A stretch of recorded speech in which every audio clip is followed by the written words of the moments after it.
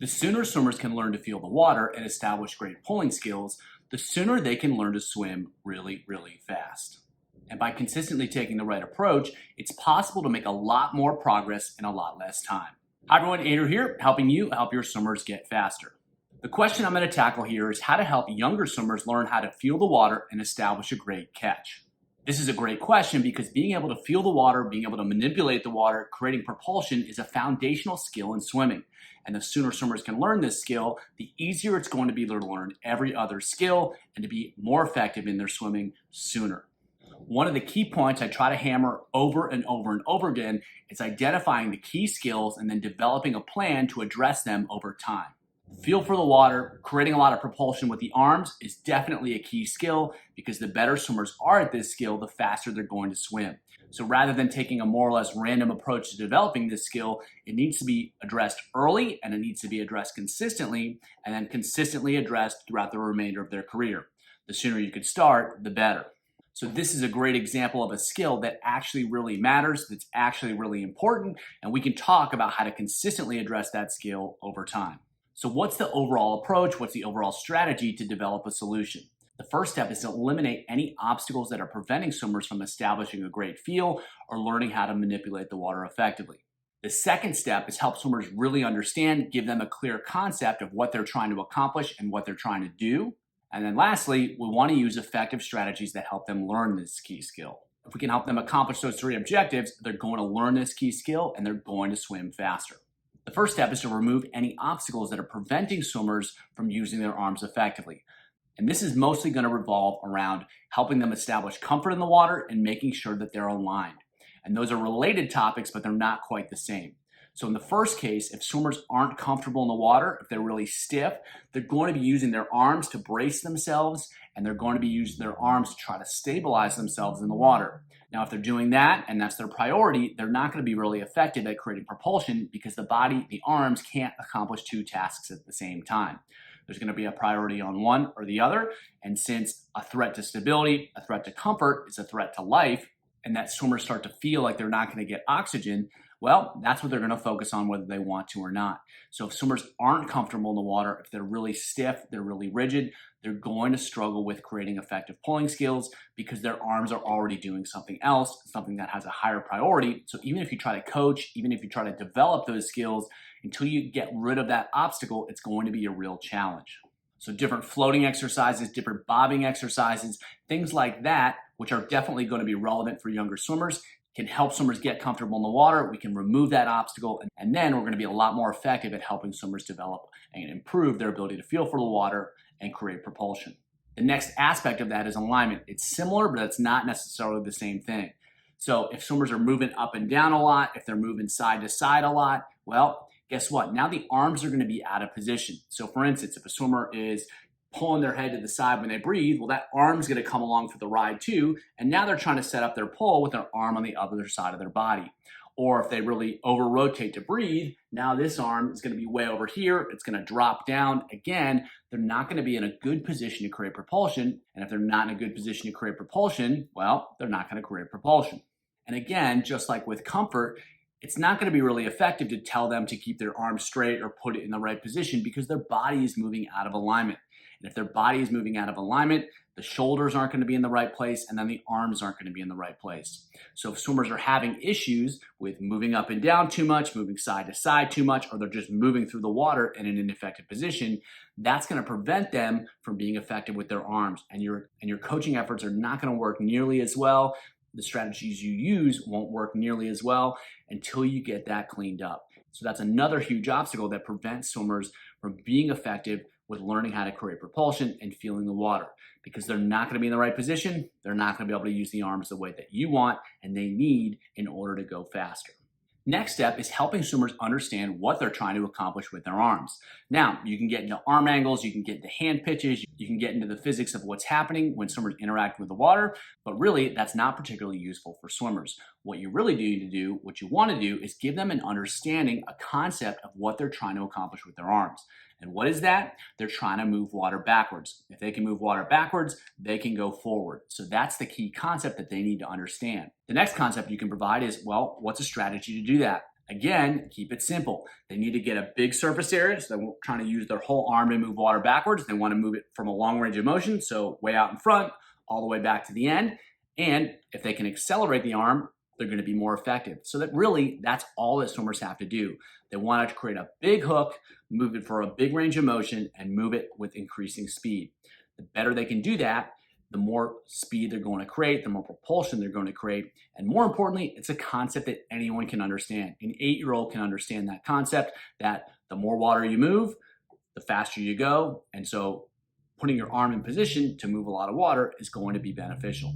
And because they have an effective way to think about what they're trying to accomplish, whatever tasks you give them, they're going to be a lot more effective at finding solutions, and they understand the why behind what they're trying to accomplish. Now, when you've removed those obstacles, you've provided them with a concept of what they're trying to accomplish, now it's time to talk strategies. I'm going to provide you with 5 that I think are really good and that have a lot of different options you can use in a lot of different ways that can help you help your swimmers improve. So the first one is wall pull. So they're just going to put their arms in the deck and they're just going to push down, and you can have them play with different positions. You can go one arm at a time. You can go on the side. It doesn't really matter. The key idea here is, one, they've got to get their whole forearm down on the deck so that they can feel what it's like to use the whole arm to move water with. And then they're going to squeeze, they're going to pull back so they get that sensation of using the muscles in their chest and their back to move water backwards. And it's not a hand-focused exercise, it's an arm-focused exercise, and they're using the strongest muscles rather than just the shoulders to create force. And so that's a really simple way to help them feel, to help them understand the big picture strategy of what they're trying to accomplish. And best of all, you can do it in any pool that has walls, which is all of them, and they can't really screw it up. You can put them in positions, you can move their arm around a little bit, you can try to pull their arm off the deck so they have to really push down into the wall. Their friends can do that too. It's a really easy way and a really simple way to help swimmers understand what they're trying to accomplish and let them feel it. Next up is what I call power pulls, and so that's going to be a pull out basically on the surface of the water. And you put a buoy in so they don't have to worry about body position. They don't have to worry about the arm recoveries. It's just a simple way to help them learn how to move water backwards so they move forward. And they're going to try to get in those same positions. They're going to pull straight back, and they're going to try to move as fast as they can through the water, get as much of a pulse forward, and try to get as far as they can with each pull. Again, it's a really simple strategy to help them understand how different positions affect and impact how much propulsion they can create and how much speed they can create. You can have them do one arm at a time. You can have them alternate arms. You can start adding a rotational element to it. There's a lot of different ways to play with it. Again, the important idea is just helping them learn how to play with creating propulsion. Next up is different hand postures. So here, anything you can think of is going to be effective. Closed fist, okay sign, hooks, single finger, double finger. You can use paddles. You can hold paddles upside down. You can pinch paddles. You can go one paddle at a time. You can alternate different hand positions. You can do different hand positions at the same time. So like one closed, one open, or one closed and one paddle. Those are all really great ways to help swimmers better feel and feel differently what happens when they move their arm through the water. You can use it with drills. You can use it with swimming. And again, there's almost an unlimited number of options. And the thing here is it's helping swimmers learn how to use their forearm more effectively. And when they close the hand, they're going to get a lot less sensory information. They open the hand back up. Now they can really feel everything. So it's going to develop their feel for the water over time. They're going to learn more effective pulling mechanics, and they're going to improve their sensory awareness. So it's not something that's just going to magically fix their stroke in 1 week. But if you do that consistently over the years, it's going to make a huge difference as compared to swimmers who never do those activities. So it's a great long-term investment. And again, with younger swimmers, it's going to start cleaning things up just because they can't over-rely on the hand. They're going to have to start figuring out how to use their arm, their whole arm, to create propulsion.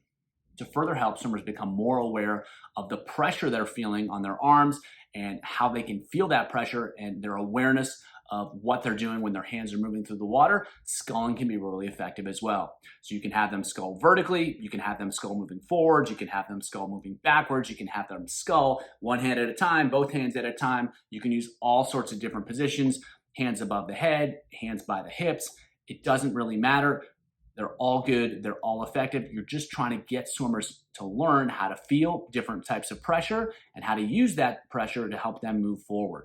I don't necessarily think that sculling itself is a huge aspect of creating propulsion in swimming. However, the ability to feel pressure is a big aspect of creating propulsion. So this is a great way to isolate that skill, isolate that awareness, and really improve it.